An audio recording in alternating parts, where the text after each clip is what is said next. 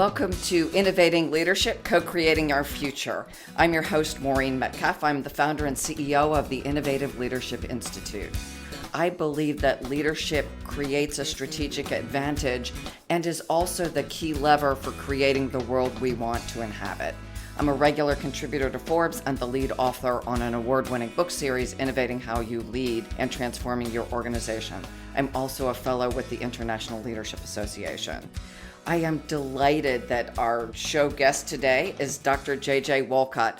JJ, can you tell our listeners a little bit more about yourself? And then I'll talk about the outcome of today's show, which is building a culture of brain health, growth, and effectiveness. Sure. Well, thank you so much for having me on today. I'm excited to be here. My name is Dr. JJ Walcutt. I am by training a psychologist, although I've done significant work in cognitive development and neurotechnology. And specifically, a lot of the work that I've done is for the military and US government.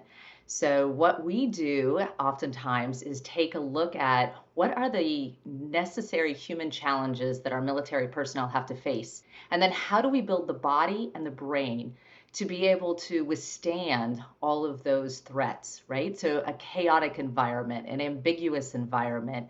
We often call it VUCA. So it stands for volatile, uncertain, chaotic, and ambiguous.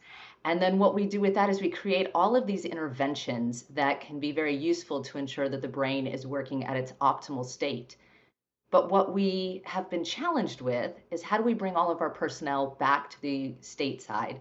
How do we get them to interact in workforce spaces and in their families and in the greater society? And through all of that work, surprisingly, what starts to fall out is a better understanding of entire holistic human development.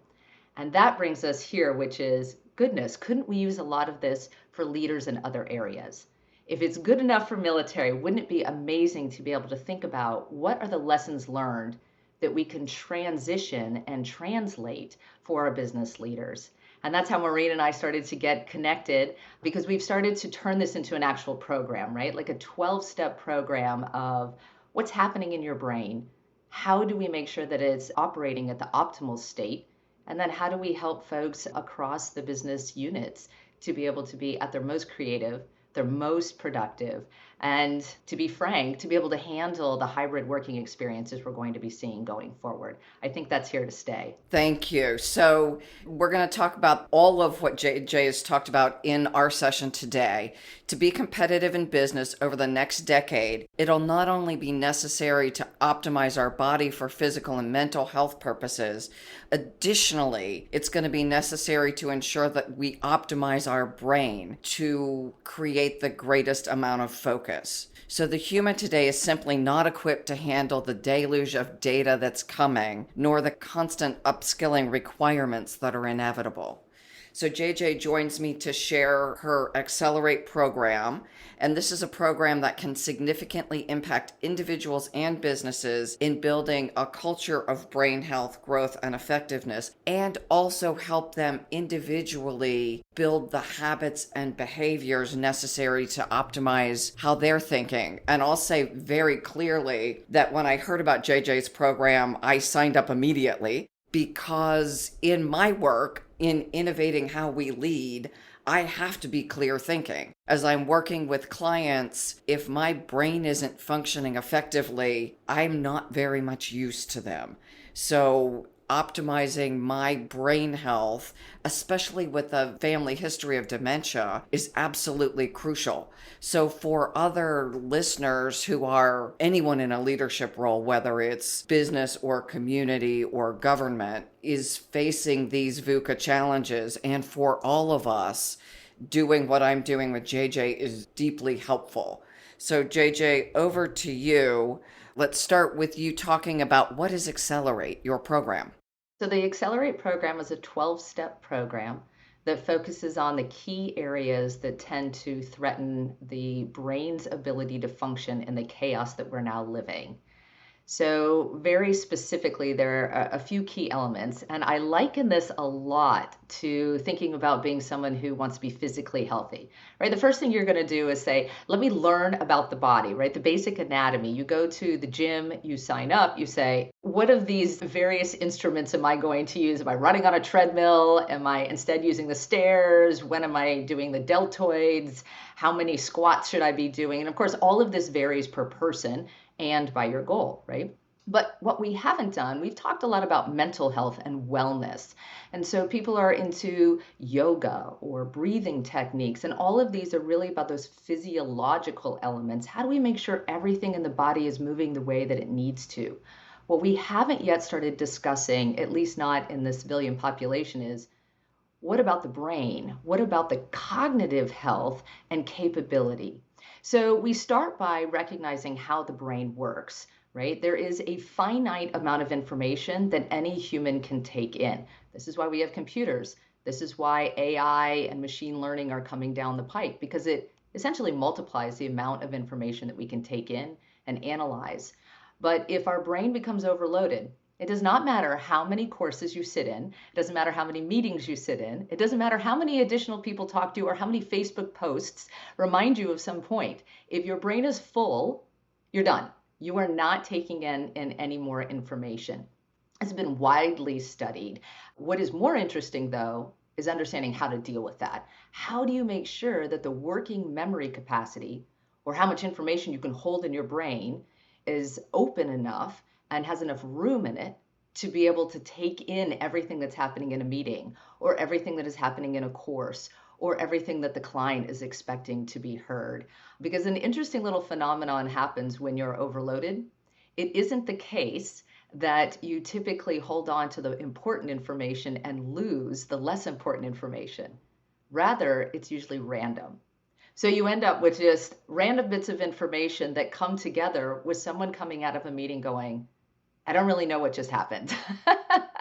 And of course, then ultimately it means it doesn't get filed in your long-term memory. It's not accessible because it's not tagged and understood properly. And then it doesn't get applied usefully in the real world. This is what happens when productivity in a company declines. This is what happens when teamwork breaks down. This is what happens when creativity is threatened. So the first thing we do is really understand, how does the brain work? How do the chemicals in the brain work? And what is it that you can do very specifically that increases the right brain chemicals and decreases the ones that are problematic? Then we go into a series of, okay, so now we understand the baseline and what is the target goal. How do we now build up each individual and or team to be able to maximize the use of each of these structures? So how do you make sure that your cognitive load is at a manageable level, taking into account the stressors of working from home or the benefits of working from home? You need to know the difference. Sometimes it's helpful, sometimes it's not. When do you apply that plan? And then looking at, how do the different people in the room, everybody has a different neurological baseline. If you don't know yours, you need to type it. A lot of people will refer to, I'm an ENTJ, which we all know in psychology is not really a good use of descriptor. But when we describe how your neurology works, right, like how your brain actually functions, now we're into an accuracy level that we can actually act upon. And so every person's brain at the base level takes in data one way and then deals with it in another way. Knowing those two factors allows us to be able to recommend how workers be organized at home, at work, in teams, and in different ways. And then as we move through that process, what we ultimately get to is to a point where we are looking forward. What is it that we really want to create that optimizes all of those elements? Can you give an example of how people take in information and how they use it so our listeners and so I can relate to that concept and kind of start to situate where am I on this scale? Sure. So one of the ways that we assess is to determine how quickly you react to something. Some people are very quick to react to a stimuli in the environment. So if you hear somebody yell, could be a parent, could be a child, could be a boss, and immediately you actually feel it, right? You can feel the neurons in your body kind of get on alert. And then you measure how long it takes for you to recover. So some people are a rapid response, rapid recover. These are the people that flash bang, right? They come in, they're annoyed, they yell, they walk out of the room. It's almost as if it didn't happen. And then you get the other person who's the complete opposite, right? The very slow to respond. They're also the very slow to come back. And so what that person is, it's going to be your individual that tends to be more quiet. They're listening, they're taking it in, they're not usually perturbed. But oh goodness, when they are upset, they are not going to live it down. This is the person that's going to hold a grudge for a very, very long time, right? And so you want to be very careful in monitoring when these folks react. Well, that's a warning sign something's really happening because it's taken a lot for them to get to that point. And then, of course, there's the in between, those who are quick to react and slow to recover. This is going to be somebody who you probably imagine your gossip circles, who's going to be constantly having something going on, and they have a grudge to everybody in the office, or they have a grudge to everybody in the neighborhood. Or there's going to be the best possible scenario. This is the personality. If we had plastic surgery for personalities we'd all want, that's going to be the person that reacts slowly and recovers quickly. I'm rare to get upset, but when I do, as soon as we take care of it, I've forgotten it. Those are the folks that we start to look at need to be more in the leadership space, right? So again, if we started taking those types, those 4 types of arousal, and started looking at those behaviors in a work setting, we could see who's going to be the listener in the team. That's the individual we want in a lot of meetings where there's going to be a lot of chaos, but they're going to be able to have the ability to take it all in and still think logically under stress, right? Because they're not going to react quickly. And we need to be careful about those that are going to flash bang too quickly because we have to take their points with a grain of salt. But on the other hand, in a space where there's a lot of noise or there's a lot of need for creativity and forward thinking, people who react to those situations also tell us a lot about how our product may be taken in or understood in the next meeting or in sales. They're really helpful in those areas of being able to understand what is the signal that's coming in that those of us who are slow to react may miss. So it's really about typing and then matching. And so, if I am a certain type, let's hope that I'm the one who takes in a lot of information, slow to respond, quick to recover. If I am not that, can I become it? Or this is like I'm an introvert, I'll always be an introvert, and I need to learn to make the best of who I am. Yes, this is pretty much set in the womb. Okay. And so this is one of those few things that we say that this is your central nervous system arousal set point. From there, you need to know yourself, know how you interact with and interpret others. And then what you can do are things like, I'm having a quick reaction, but I'm going to go ahead and check myself with one of my neighbors. So you can learn behavioral capabilities, but the likelihood that you're going to lessen your reaction is very slim. So the tie then to emotional intelligence is if I know I'm quick to feel a response, I have to manage my own physiology so that I don't yell at people that I care about. Part of it is, as you get older, you learn to forgive the saying, but almost shut your trap, right? You basically say, I'm going to count to 3 before I react, just because I know that what I need to wait for is those chemicals to recede. Because essentially what's happening, right? When you have that reaction, chemicals are firing in your brain. You are shutting down what's called the frontal lobes. Your decision-making capability is reduced. And what you are now in is a state of fight or flight. And you are having an emotional reaction to what in business should be a logical assessment and reaction. So you have to give yourself time. And that may mean I leave the room, I take breaks. We intentionally don't have 5-hour meetings. We have 45-minute meetings with 15-minute breaks that repeat. There are very clear behavioral things that we can do to set up the work environment to be helpful. But a lot of it is know yourself and where you best fit into these team sections. What you then teach in the program is you talk about how my adrenaline bounces when something happens, someone screams, something drops, I get bad news of some sort. So can you talk a little bit about how you teach people to manage the chemicals in their brain? There's 2 points here, actually. One of them is managing your own chemicals, but the other is recognizing other people's reactions. Right? It's very common that we take on the stress of others, right? There's something that we say stress is contagious. And really what's happening is there's a concept called a mirror neuron, and literally you mirror someone else's neurological reaction. So you are literally feeling the same stress that they are feeling because it's being projected and you are taking it in. Recognizing that is something that immediately can be controlled. Recognizing that, wow, I've just taken on someone else's emotions, or because people have different levels of sensitivity. For me in a room, if I'm at a restaurant, I can hear different conversations and I can feel the emotions that are being put out by all of those people. It makes being in an office space exhausting. And so sometimes it's very useful to be there to collaborate, but I'm someone who has benefited greatly from the time to be able to work from home. Knowing who on your team fits that description and why can help you to recognize what's happening to them, also how it's affecting you, because you have the ability to control that reaction much more easily, and then be able to help place them.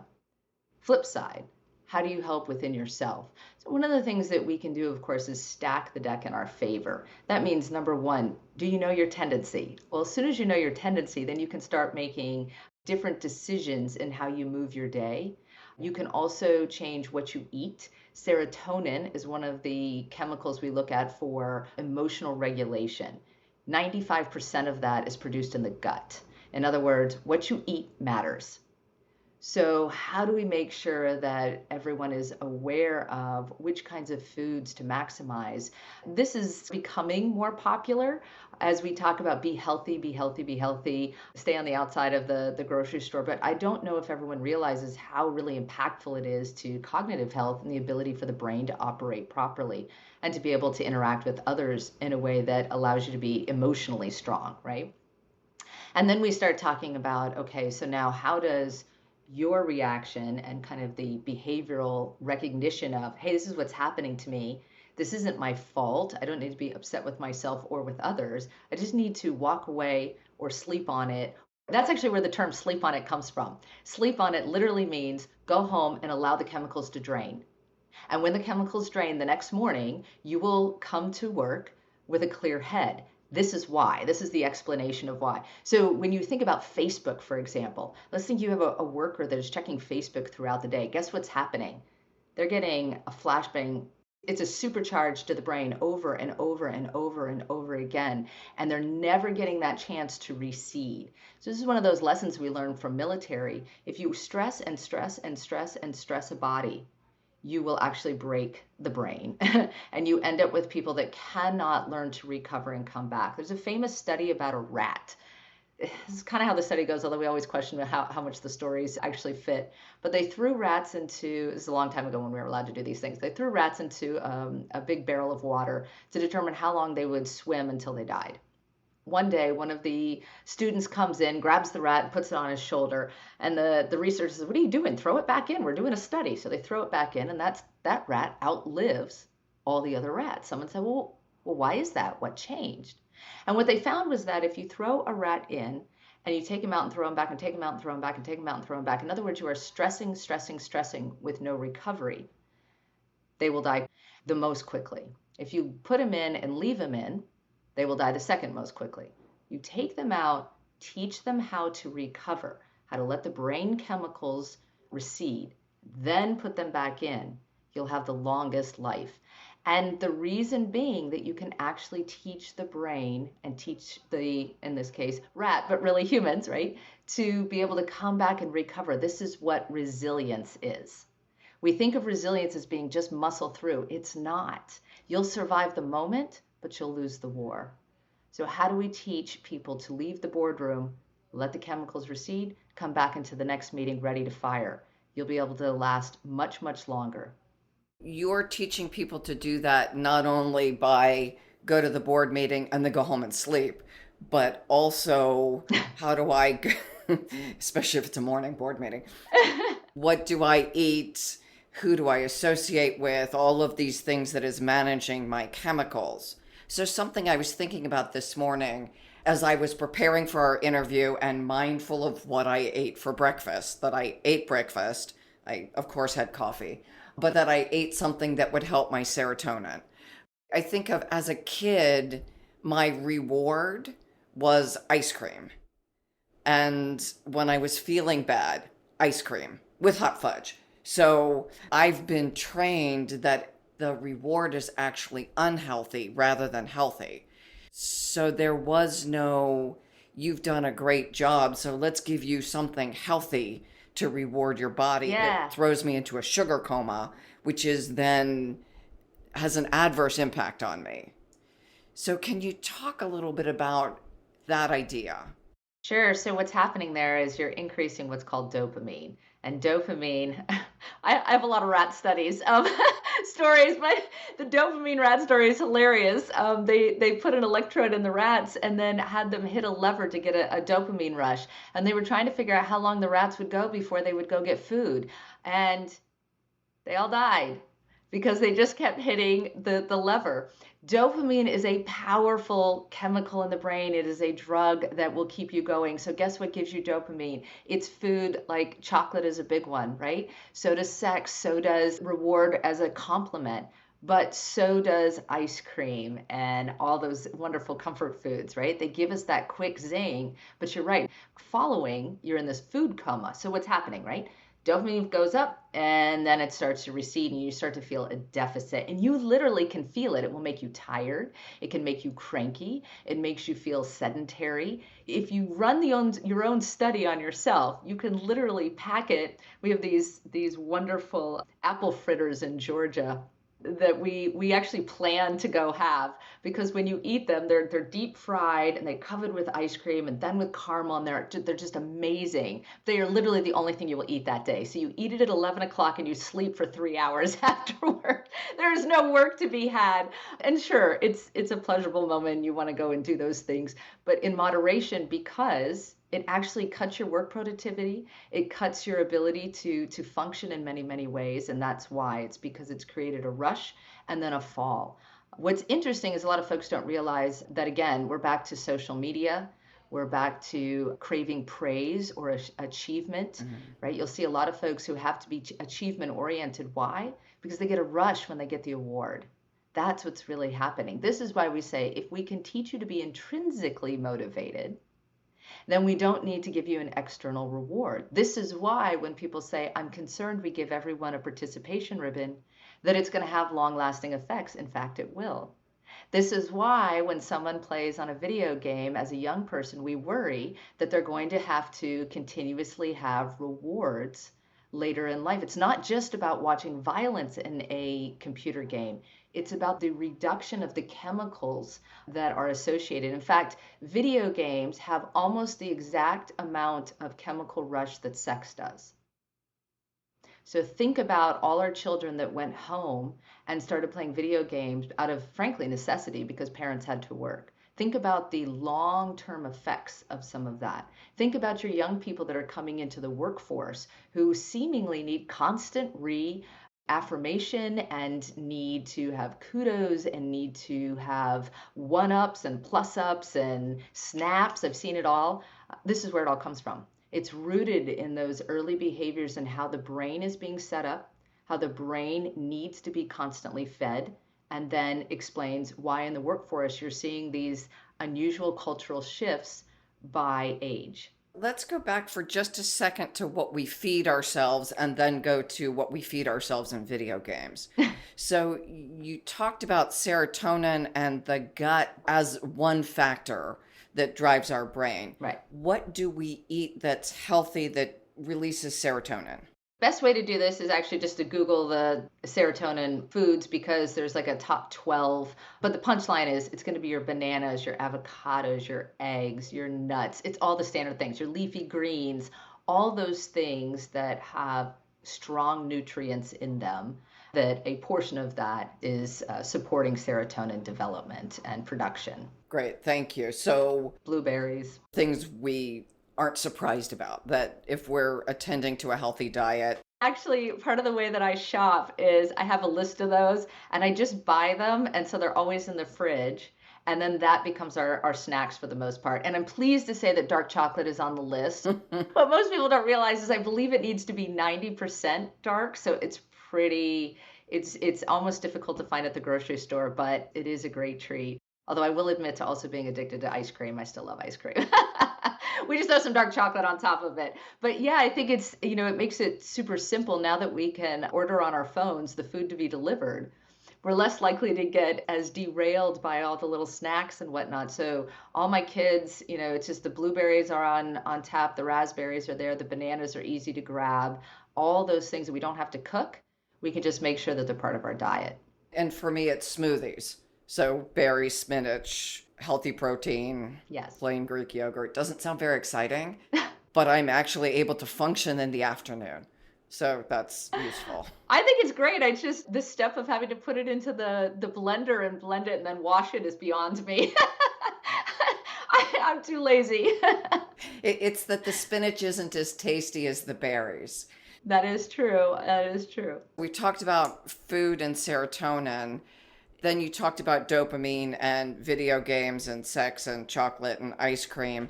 How do we, if we're running an organization or a family, how do we help our, I want to say young people, but as adults or more senior adults, we're not immune to appreciating the likes and the positive reinforcement. How do we build a healthy workplace that does that without completely gamifying or taking video breaks rather than going out and walking? Yeah, it's a great question. I like the point of how do we not completely gamify the office space? Although there are certainly organizations that A are and B it fits for the type of individual that they're attracting to work in their space. So I think it's not off the table of consideration. I think the first place we have to start is with people understanding why are there differences. Because I think too often what we do, and I'll borrow some wonderful phrases from psychology, we say, don't should all over yourself and don't masturbate. And really what we're saying is, don't just look at people and say, this is the way it's been and this is the way it has to be. Understanding why these differences have developed over the change in age groups is really meaningful to helping stratify the interventions that you provide. And I think it reduces frustration. I think definitely when we believe people are just being difficult, it's much more frustrating than we say, wow, I didn't think about the fact that they literally grew up in a different environment. Their brain is actually operating and taking in information differently than mine is. So it stands to reason that they're also going to request and need different types of interventions than would be useful for me. So I think very first, we've got to have a stratification of understanding across the age groups and across the personality types. And then what you have to look at is, what is your organization's plan and focus? Do we need to support creativity? Are we focused on product production? Are we focused on managerial understanding? Are we trying to figure out what is the hybrid working environment that we need to have as a ratio? How much do you need to be in the office? How often do you need to be at home? And who needs to fit into that? Not just because we've had a pandemic, but because now we actually see, goodness, there are some people that work way better at home than in the office. Maybe we ought to let them do that. Why do we need them here? And then there are others what we can see have gone off in 8 directions and they're not being productive at all. But we can anticipate that, right? We don't just have to guess and we don't just have to react. We actually can create a structure that helps decide that for people and give them the freedom to be in those positions. Then the third thing is, it's like anything else. What's easy is what we're all going to do the most often. So if you're going to have snacks at the office, granted, people are going to bring in whatever they want. But if the banana is easy to grab and I'm tired and I'm hungry in the middle of a meeting, I'm probably going to grab the banana just because it's the easiest and closest located to me. Make it simple. So if you know which foods are going to support the individuals in your office, do it. This is a great investment and quite frankly, very low cost. And again, can be done off an app. So this is an easy intervention. Rather than putting out a bunch of granola bars, which are going to be high in sugar and just as easy to grab and snag as the banana, put out options that make more sense. Because even if you affect everyone 30% of the time, you're definitely having a positive effect. And then the third, or the fourth, I think I'm on the fourth, is really looking at how do we do some education. And this is where the Accelerate program really comes in, right? It's first, let's help our leaders understand all of these elements. Then let's help those who are doing the managerial elements, in other words, the planning, the organizing, the permissions, etc. Let's help empower them to understand what's going on. And then let's help everyone in the working space to be able to optimize what they're able to do at the personal level.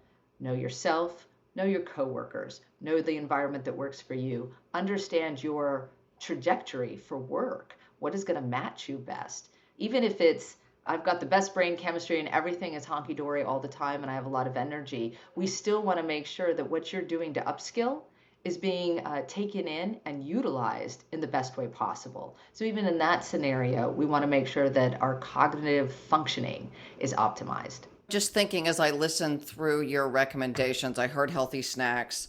I'm also thinking one of the organizations that I worked with, we implemented basically a praise program so that people got that hit of thank you for doing a good job, just systematizing the stuff we learned early in life, that you say thank you when someone does something helpful.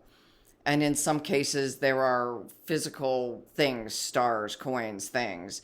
They're tracked on a computer system. So for people who want to compare their leaderboard, they can do that. And then the other sounds like the things that many folks make fun of, the foosball tables, the physical things that people at my age would call distractions. But young folks are accustomed to a way to recalibrate their brain, get up and move. I go out and walk. For people who are in environments where they're not going to walk, they can go over to the foosball table for 10 minutes or whatever and just physically move bodies, get chemicals moving around, and do the connecting, which I'm going to say is oxytocin, right? That's correct. So yeah, there's a lot there, right? On the first hand, where you were talking about almost a gamified space, one of the things I'm very particular about is that although, yes, we want to make sure that we're providing those tokens, it could be verbal tokens, it could be physical tokens, it could be financial tokens. What is going to be very important as we go forward, and I say this very seriously, we are going to have a major depression and anxiety problem if we don't already have it in dire levels. It is going to be much more substantial as we go forward because this data overload, all this information coming in is not going to lessen, it's going to increase. And by reaction, the body has to protect itself, and this is how it does it. What this means for businesses, fewer people showing up and being productive. So we have to take it into account. One of the major issues that is going to be the determinant of how those tokens are applied is whether or not you base them on achievement or experience. So experience might be, here's my book over here. What did I do? I went around the country, all 50 states, to understand what is happening between the government, military, politics, and the American people. And we got interviews from people all over the place at every level. I talked to folks at RV sites, at the gas station, and then we were talking to ambassadors and generals and people at the highest of levels. And that experience is fascinating. What I learned about what's happening in our country right now and the fear that people are feeling and how that is manifesting depending on your political stance or your educational background or what state you live in is highly influenced, but at the root is fear. And so was that an achievement? Was that a life experience? How does it play into things?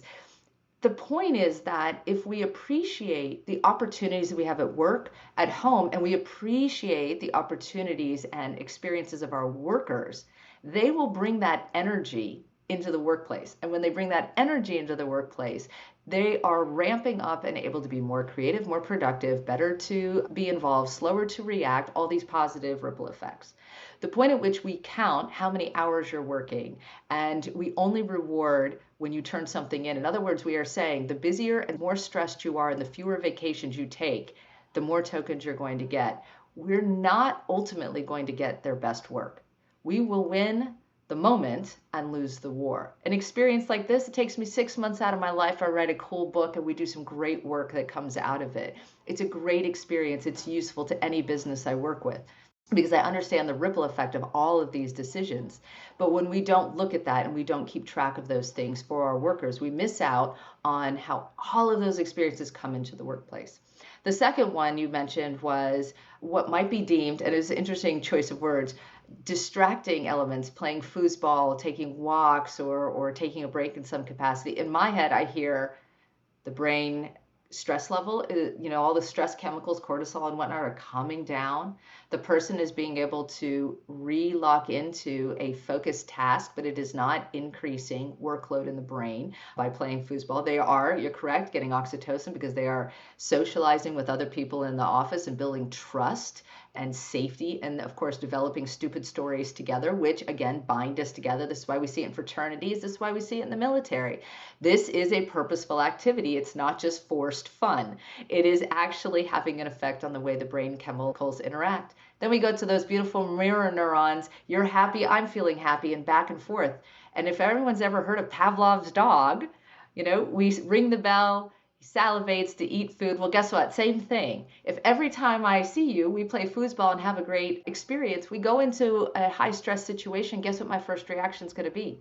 I'm going to see you, I'm going to feel happy, we're going to have trust, and we're going to tackle this from a belief that we work well together. Even though we've never actually worked together, we've only played foosball together. We are conditioned to believe that we are connected and that we are going to work well. Last, then, of course, it's the energy in the brain. Going for a walk increases all those energizing chemicals and make you think clearer. Never tell somebody in your office, especially if they have to do a deep thinking job, that they should sit at a desk.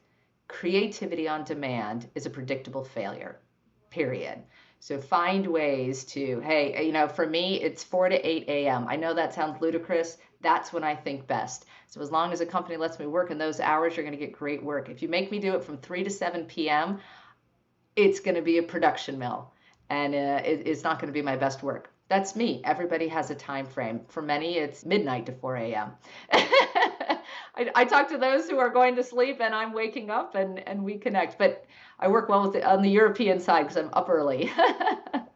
All of this is breaking down again the things that many of our listeners, including myself, grew up with, this belief that good employees, quote good, arrive on time. So they're sitting at their desk ready to work at 8 a.m. and they take a lunch break, but shorter is better because you get more work done. And then you stay late because, of course, you're dedicated. And that equation then is not making space for me to physically move my body, potentially not to eat the healthy food, to get the time for my brain to recharge, is what I hear. Is that employee, what we've taught people, will actually break the brain. Yes, over time it absolutely will. I once said in a very high-level meeting, sir, do you want the lowest cost, technically acceptable military force, or do you want the most lethal one? You can't have both. It is the same thing in business. Do you want to have people that you can check the box, stayed for more hours than is reasonable, and to wear stress and deliverables like a badge of honor? Or do you want to have good quality work that results in productivity, enhanced income for your company, and quite frankly, happy people that live? Again, I'm back to experience versus achievement. We are going to break families and create a ripple effect of massive stress if we don't start looking at, it's not just the individual's part to be able to control all of that. We need to create environments where people can thrive. Otherwise, I'm back to my rat story of just throwing people into the water over and over again. One of the things I say to military, because they often will say, we're not going to just turn into a soft group. And I said, well, here's my analogy. No one would ask somebody to run a marathon on Friday and train them by running a marathon on Monday, Tuesday, Wednesday, and Thursday. Because the performance of the body would be degraded substantially, if not entirely, because you overworked them for the first 4 days. It is important that we start measuring by performance and not by hours. Why does anyone care how many hours a child spends in algebra class? If they know algebra, test them, get them out of there, and let them start building something amazing. Let them go be the engineer they're going to be. Now, for the student who needs longer, why do we fail them when we could have just given them an extra hour and a half instead of an hour a day? We need to adjust because ultimately it matters, do you know algebra or not? Same thing in the workplace. Do you deliver a work product that is sellable and translatable and profitable? Great. Don't care if it takes you 5 minutes or it takes you 40 hours or it takes you 80 hours. This is the target. But it's a shift in thinking. It's a shift to competency versus time-based. It's a shift to product versus time-based. And why do we keep seeing this time-based piece come up? It is premised on the belief that we are creating a country that produces in an industrial model. That's why I refer to our school system. We put people through a standardized set of lessons, through a standardized amount of time, with the belief that if everybody does this, the average human will be able to graduate from high school. Then we put them into a workspace where they do a standard 40 hours. Then we move them up based on their age and achievement, standard movement. And then we end up now in this kind of weird situation. We find out people who are sometimes older and have more experience and knowledge in a variety of areas are lacking in their knowledge of technology. And so we have young people that are exceeding them saying, but my work product is better, but that person is senior by age. Where does this fall? We're going to see this disrupted substantially. We're seeing it in military rank structures, we're seeing it in government rank structures, and we're certainly seeing it in company rank structures. It is quality over time, and that needs to be a change in entirely the way that we approach it. We've talked in this interview about brain chemicals, breaking brains, how we organize the work, how we think about our cultures. As we're coming into the final segment of the interview, what would you like listeners to take away? And this is about 10 minutes. I just want to kind of tee us up for people are listening, hopefully, and incredibly curious like I am. I've started my worksheets. I'm managing my life a little bit differently.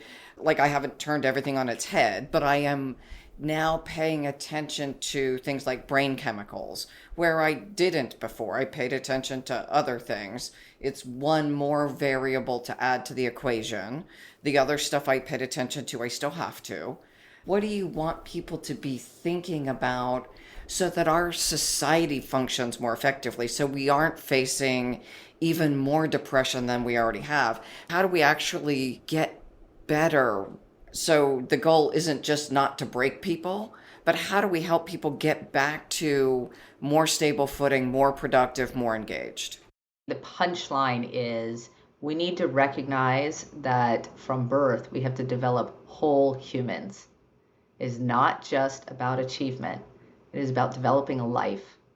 Work is going to be a portion of that and needs to be meaningful and developmental more than simply production oriented. Now, that's not going to be true in all jobs, but in many jobs, the case is that we need to think about that. But even for those jobs that are very repetitive and monotonous, understanding brain chemistry so that we avoid boredom and increase productivity is just as important. Make sure those outside experiences are fueling their life is just as important. So it matters very little what you choose as a job or what your opportunities are. It will always be the case that cognitive health and development is going to be incredibly important. You queued me up really well here. So this book, Modernizing Learning, this is a free book from the United States government. That you can download either from the U.S. government website. You can purchase it off Amazon. But frankly, as I like to say, you've already paid for it if you're a U.S. citizen, because that's what your taxpayers' dollars go to. This is a redesign of the U.S. education system, birth to age 75. And one of the things that is very noteworthy in it is that we say cognitive or knowledge lessons should be 25% of your education. Think about that. 100% of your education and what you measure as a young person and then into college and then into workforce development is focused on what information you have in that classroom or that topic area. But what we're suggesting is that your physical health, your emotional health, and your cognitive capabilities, resilience, decision making, all those higher order skills, leadership, etc., are as important to be developed as your informational knowledge. Because quite frankly, we can look up a lot of information, right? There is a finite amount of information a brain can hold if you don't allow it to expand by the use of technology. In other words, you make people memorize it instead of be able to determine where they get the information and how to use it, then you are going to limit the capabilities of the human mind. So number one in my mind is we have to think of people as whole humans, and it doesn't matter which age you're looking at or which type of job or function they're serving in the country. Everyone matters, and they need to have the opportunity to develop. The second is that we have to change to an experience-focused society. What is the opportunity that you're going to experience? And how do we make sure that we give you credit for that experience? Very meaningful when a leader in a company goes and climbs a mountain that took them 2 years to prepare for. That story gets told and retold and inspires people to say, this is somebody I want to follow. It's meaningful, even though it didn't result in a direct monetary compensation. So how do we help people to be curious and to be inventive and to challenge themselves? And then how do we bring all of that into the workspace so that people can deal with what is absolutely expected? This is not a question. This is a known reality. We are going to live in a world that has constant data coming in. We are not going to understand all of the data, right? So you hear folks questioning scientists right now. How can any of us question them? We're not that kind of scientist. I'm a scientist and I'm even that kind of scientist, so I wouldn't even know the question. But we're all trying to make sense because our lives depend on it right now. But the truth is we're not equipped to answer all of those questions. So there's no doubt that we're going to have lots of information and we're not going to understand all of it. That leads to fear. That leads to what I call turtling, where you try to hide and do what is really comfortable to you, but is not necessarily helpful to you. And we need to help people be comfortable in those spaces to move forward. And I think if we can do those three things, we will create a much more enjoyable society that has collective brain chemistry working better. And then, of course, as a society, we would be more productive as well. So this is where the ugly word said a lot is socialism, and that's not at all what we're talking about, but a collectivism, like an idea that your work affects my abilities enhance someone else's options. Those connections are powerful and they multiply our efforts. And that was what I hope for our country for sure.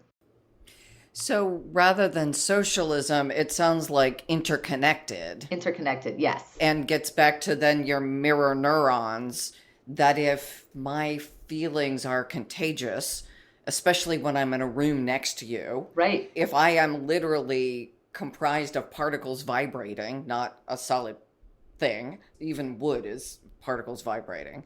I'm standing next to you, your particles vibrating. Those particles are going to be intersecting. And of course, we're going to feel that to a degree. So if I'm in a room of people who've just watched some terrible thing on the news and we're all going to die, I can't go into a meeting without feeling that undercurrent. And if I'm watching the news or looking at Facebook or something all day long, rather than feeding my brain something positive, not to the point where I'm delusional, but to the point where I am able to manage my focus so that I'm continually reinforcing that I do have capacity, I do have agency in a lot of situations, then I'm able to show up and be that expander rather than the diminisher. Yes, exactly. So, at the one extreme, this is essentially what happens in terrorism, right? Terrorism is controlled by fear. And essentially, you have a patient zero. It's like a virus. You have a patient zero that's susceptible to extreme stress, and they start, metaphorically anyway, infecting rings until it gets outward, outward, outward. And people gravitate towards that because it's zing in the brain, right?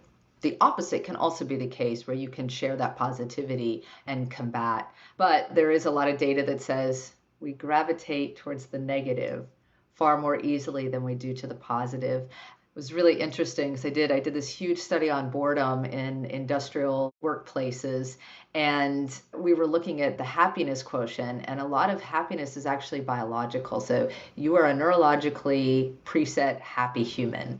Everybody in the room was like, wait, oh man, that's almost painful to hear. But so we have to be aware of that at some level. People who see extreme reality are not necessarily happy humans. And that isn't necessarily where we want to live. So I agree we don't want to be delusional, but I think it's okay to choose to be in a space and to focus on those elements that are more positive in your world. And then to, like you said, turn it off.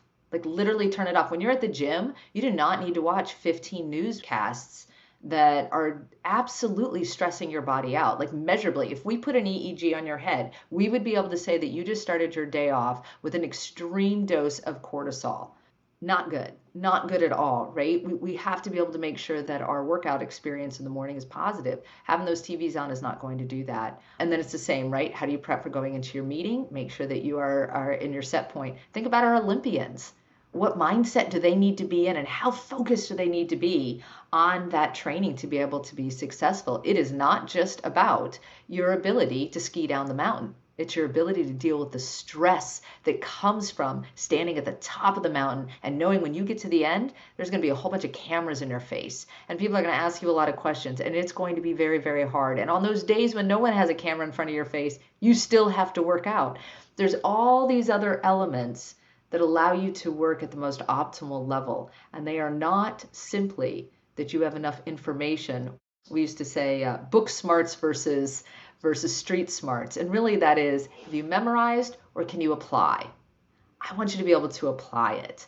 That's going to be the most important. And that means we need everything working together.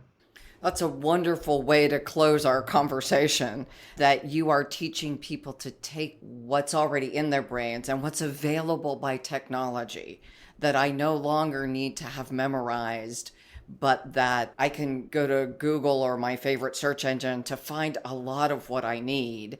The tie-in for me with developmental psychology and leadership maturity is at the earlier maturity levels, people can repeat back, and they're in some cases absolutely brilliant at it. But I don't want a leader who can repeat back because I have an encyclopedia. I need a leader who can understand which data to use, how to make meaning of, how to engage people. And that gets back to if our teaching is the old memorizing, the drill and kill, versus application and teaching people how to become more effective with the data they have, we will have better leaders. We have to be metacognitive. Yes, it's all back to being metacognitive, right? You've got to be able to read the room, read yourself, read the information. You can only do that if your working memory capacity is at its optimal state. And that requires a lot of good decisions along the way. JJ, it has been a pleasure to get to share this conversation with our listeners. And hopefully when I get to the end of the program, we will do another conversation and people will hear the increased metacognitive capability that I have based on my work with you. Wonderful. So how would people find you? You can visit us through Management Essentials. So it's mgmtessentials.com. Great. And they would look for you and all of the other brilliant services and assessments. Yes. Yes. Great. Thank you so much. And you're also on LinkedIn. People can find you there? Yes, absolutely. Just look up Dr. JJ Walcutt. Your book will be listed in our blog so people can go to the government site or to Amazon and purchase it, but to go to the government site and get it for free because it is also exceptional, especially for anyone who is in the space of teaching and learning. Thank you so much for sharing your wisdom with our listeners and with me and helping people rethink how important it is and that they have access, that we have choices now about how we manage and expand our cognitive capability. So to our listeners, thank you for joining us. I hope that you have heard something from JJ that you can put into practice immediately. For each of you, and JJ has said this, everyone, every single human is important as an interconnected society. And so each of us needs to learn to build these capacities in ourselves, in our children, in our communities, in our colleagues and coworkers, and they are accessible. So thank you for joining, listening, and being productive members of our community. Thank you so much for having me.